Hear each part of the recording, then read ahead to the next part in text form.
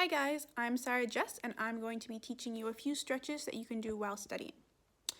So I usually like to do yoga, which I just started doing this year, and I prefer yin yoga, which is where you hold the positions for a longer period of time so you get a deep stretch in the fascia.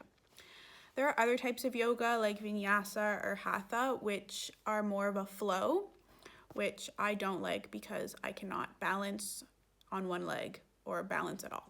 So I prefer the deep stretches because I feel like it loosens me up a lot. So these stretches that I'm going to be showing you are very good because when you're sitting at a desk all day or you're not walking around as much as you usually are because you're not in school, they're really good for your back and hips, because that's where I personally get tight, especially, like I said, sitting all day or hunched over at the computer.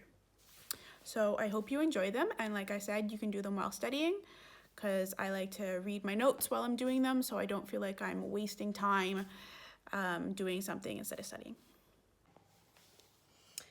So firstly, I'd like to start by apologizing for my video skills and my editing skills. I am obviously not very good at this, but I am trying my best. So for the stretches, let's start with cat-cow. So this one I'm sure everyone's heard of. So you start head down and you arch your back, so your back's all curved, and then you round your back. So then you're rounded like this. So I do a few of these because they're very good for the flexibility of your spine, especially when you've been sitting at your desk.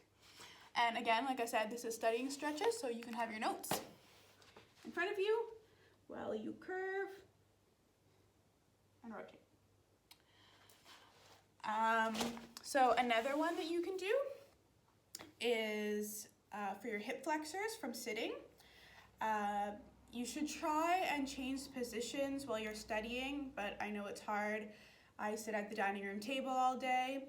Sometimes I come sit here on the floor just to mix it up, sit cross-legged. But again, sitting just is bad for your hips unless you're lucky to have one of those rising desks. So for your hip flexors, just pretty much like this, push forward. Don't go too deep, because the whole point is not to tear anything or damage, you're just stretching.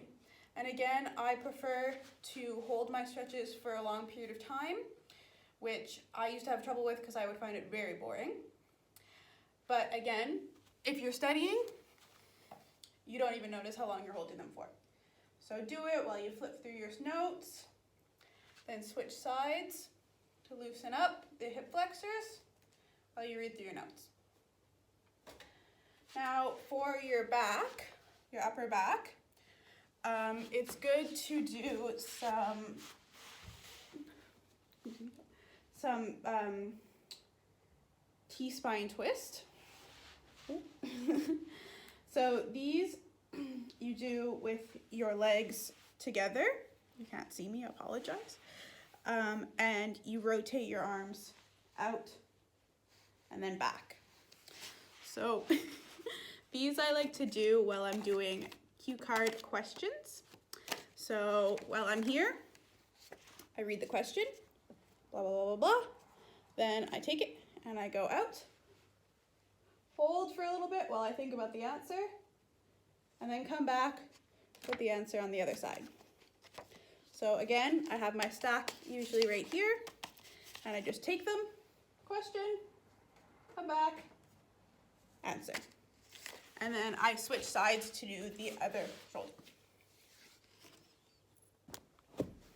So another one that I do is for my neck. So this one, I'm sure everyone has done. This one you have to be very careful about because you always need to be careful when it involves your neck. So if you're going to the right or potentially left, depending on the frame of this video, you hold your head. You don't actually push. I just put my hand here for comfort. So you turn your head and you push down with the opposite hand, so it stretches right here. So this is really good, again, because if you're sitting, then your neck gets very tense while you're on the computer, I find. This one, again, you can do while studying, potentially with cue cards. You can put it in front of you while you're thinking of the answer, and then switch. Or again, with your notes, but don't put them down in front of you, because the whole point is for this one, you have to be facing forward. And then you do the other side. Again, you're not pushing on your head, you're just pushing down with the other hand. And then this one you can do while your notes are in front of you on the ground. This one you do forward. Again, do not push on your neck. So I am not a personal trainer, nor have I been licensed in any type of stretching or yoga training, but I've learned these throughout the years. I also follow a lot of personal training accounts on Instagram, which I know are not always legitimate, but these ones are. I've made sure. I also have a lot of friends who are athletic therapists, who are chiropractors, who are osteopaths, and they have taught me these stretches throughout the years. So that's where I have learned these. Again, I didn't really name them all because I don't know the names of them all, but I find them very good. And I will add the link to the yoga account that I follow on YouTube. She also has an app, but you have to pay for it, so I like the free YouTube. When you do have time for a full, either an hour session, but she also does offer shorter ones that concentrate on specific parts of the body. So if you're feeling really tense in your hips that day, there is like a 15-minute hip stretch, because you shouldn't be studying for 5 hours straight. You should be taking breaks. So I like to do that when I'm taking a break. There's also other ones just for your back, for your neck, for your shoulders, for your feet, for your wrists, everything. So I'll add that link in the bottom, and I hope you enjoyed these and do these while you study. And for the third time or whatever, I apologize for my filming skills. Thanks, guys.